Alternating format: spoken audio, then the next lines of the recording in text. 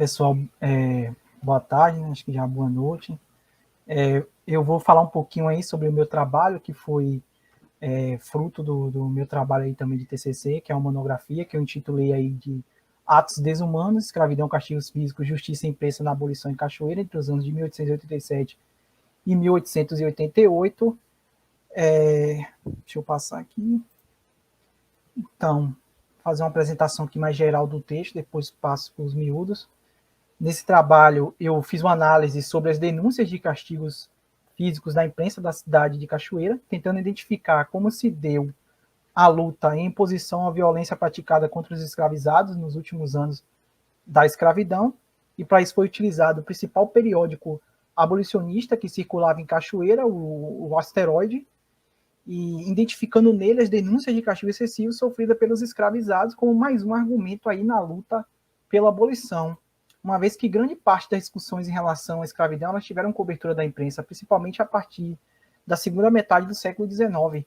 E Cachoeira ela vai ser também, por durante muito tempo, o principal núcleo da imprensa no Recôncavo.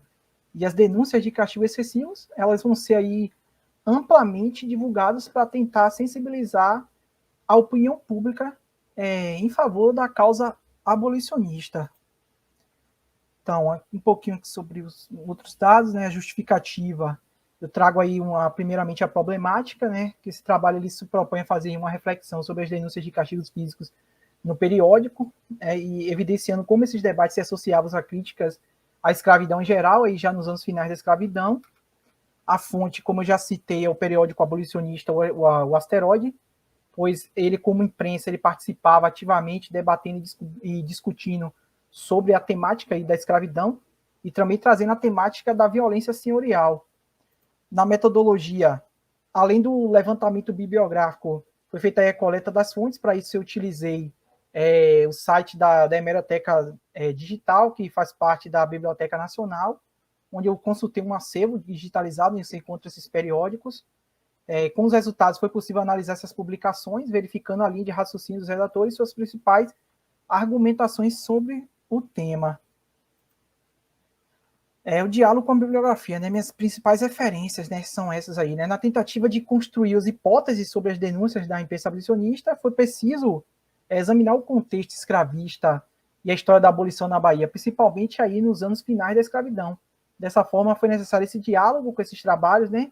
Entre eles aí está o estudo desenvolvido por Jailton Lima Brito, Abolição na Bahia, uma história política, que refletiu o contexto escravista na província da Bahia no século XIX e a abolição, trazendo no seu texto diversos nomes aí e ferramentas que foram importantes contra a escravidão. O Jacó dos Santos Souza, com seu texto aí Vozes da Abolição, que destaca a atuação do jornal Asteroide, o desenrolar da campanha abolicionista na cidade de Cachoeira. A Silva Ronald Lara, que analisa os discursos e práticas associadas aos castigos aplicados pela elite senhorial colonial aos escravos, evidenciando esse comportamento como atos intrínsecos ao sistema de dominação escravista. Tem também João José Reis e Eduardo Silva, seu livro aí, Negociação e Conflito, que traz a ideia de que a estrutura escravista ela deixava brecha para negociações entre senhores e escravos, e as negociações e conflitos eles faziam parte do mecanismo de resistência da estrutura escravista. Esse texto eu dividi ele em 3 capítulos. Primeiro, Cachoeira, que eu falo um pouquinho sobre Cachoeira, desde a sua fundação até o meu recorte, que é os 2 últimos anos antes da abolição da escravidão. O capítulo 2, onde eu falo um pouquinho sobre a legislação, violência e escravidão. E o terceiro, que eu trago a imprensa e o abolicionismo e denúncias em si dos castigos excessivos, né, que foram publicados nesse periódico Asteroide. No capítulo 1, né, nesse capítulo, Cachoeira em Tempos de Abolição, eu vou falar um pouquinho da importância do Paraguaçu para o Recôncavo e para a Cachoeira, e além do Rio também a expansão do açúcar, o desenvolvimento do Recôncavo, que levou à criação da vila de Nossa Senhora do Rosário do Porto da Cachoeira, na cidade de Cachoeira hoje, como é conhecida. E o grande movimento nesse período do Porto, assim como o cultivo da cana-de-açúcar, fez Cachoeira se tornasse uma das regiões mais importantes da economia açucareira do Brasil. E depois ela vai se destacar na história do Brasil, como todos já sabem, por ter sido palco das lutas pela independência aqui da Bahia, obtendo aí, nesse período, a denominação de cidade heróica. E por isso, esse jornal, o Asteroide, que eu examino, nos últimos anos aí da escravidão, ele vai resgatar essas memórias para usar em favor na luta abolicionista, destacando Cachoeira como símbolo de resistência e que, portanto, o povo cachoeirano ele deveria lutar contra a escravidão. E aí eu trago uma notícia que corrobora com isso, retirada desse jornal Asteroide, né, publicada em 4 de novembro de 1887, que diz o seguinte: a escravidão mata a vítima, insulta o povo e mancha a pátria. Cachoeiranos, tu que não temeste o jugo lusitano, tu que no furor inexpugnável do patriotismo subjugastes a tirania e erguestes o auro e verde pendão da liberdade, não deixarás por certo de ouvir o grito do cativo. Então, como a gente pode observar nesse pequeno trecho, mesmo fazendo alusão aos eventos que ocorreram em 1823, e essa notícia foi publicada em 1887, 60 anos depois, esse fato ainda estava forte na memória do povo cachoeirano. E essa publicação ela aponta que essas memórias da luta pela independência elas estavam sendo resgatadas para sensibilizar a população a se unir à causa abolicionista. Já no capítulo 2, aí, o castigo senhorial no âmbito da justiça, ele traz a ideia de que, embora as queixas aos castigos excessivos elas tenham aumentado nas últimas décadas do século XIX, elas já eram comuns aí desde o período colonial. Nesse período, já existia a disseminação da ideia de que o castigo ele deveria ser moderado. E ainda nesse período colonial havia preocupação para a criação de normas que regulamentassem a convivência entre senhores e escravos. E já no período imperial, surge a orientação sobre os castigos, no Código Criminal, que no seu artigo 14, parágrafo 6º, ele menciona o castigo moderado como um dos crimes justificáveis, mas a ideia é que somente o castigo ali ele não era eficaz para manter o sistema escravista, né? Porque não era possível ali sustentar um sistema em que a fiscalização fosse indispensável e a correção do trabalho ela se desse exclusivamente pelo medo de ser castigado aí pelo escravizado. Portanto, o combate à disciplina escrava ele precisava ser realizado por meio dessa combinação da violência com a negociação. Os senhores eles precisavam ouvir as demandas escravas para ter uma convivência um pouco mais pacíficas. Essa negociação aí ela permitia ao escravizado conquistar espaço de autonomia, né, a brecha camponesa, de acordo com João José Reis, que ia desde a possibilidade de construir casas, constituir famílias, até adquirir pequenos pedaços de terra ou simplesmente ali acumular pecúlio para a compra da sua liberdade. Já para a classe senhorial, essa negociação ela servia como uma forma, melhor dizendo, de melhor controlar esses escravizados, os tornarem um pouco mais passivos e com apego àquelas terras que eles cediam ali. Mas isso não significa dizer que por causa dessas negociações, a relação entre senhores e escravos eram pacíficas, pois os senhores eles poderiam castigar quando eles julgassem necessário. O castigo, ele, então, foi uma ferramenta de sujeição amplamente utilizada pela classe senhorial para subjugar o escravo e sempre fez parte do sistema escravista no Brasil. E até certo ponto era inquestionável. No entanto, durante aí o sistema escravista brasileiro, havia a defesa de que para o castigo ele ser mais eficaz, ele deveria ser aplicado de forma moderada. O senhor ele era considerado um pai que disciplinava o seu filho, coagindo o escravizado a colaborar de forma passiva e obediente às malhas escravistas. Mas era comum esses escravizados eles recorrer a forma de resistência, né, fugas, revoltas, ou até mesmo buscar as autoridades quando eles sentiam que os limites eles estavam ali sendo desrespeitados. E frequentemente esses castigos eles extrapolavam os limites, gerando inúmeras denúncias na imprensa abolicionista, e que entra o capítulo 3, que eu falo da imprensa, do abolicionismo desses castigos, já que a imprensa ela foi utilizada pelo movimento abolicionista, mas nem sempre ela exerceu essa função. Quando ela surgiu no Brasil, durante muito tempo, ela foi censurada. Mas mesmo censurada, a imprensa, ela, aos poucos, ela foi conquistando espaços dentro dessa sociedade e ganhando relevância no cenário nacional.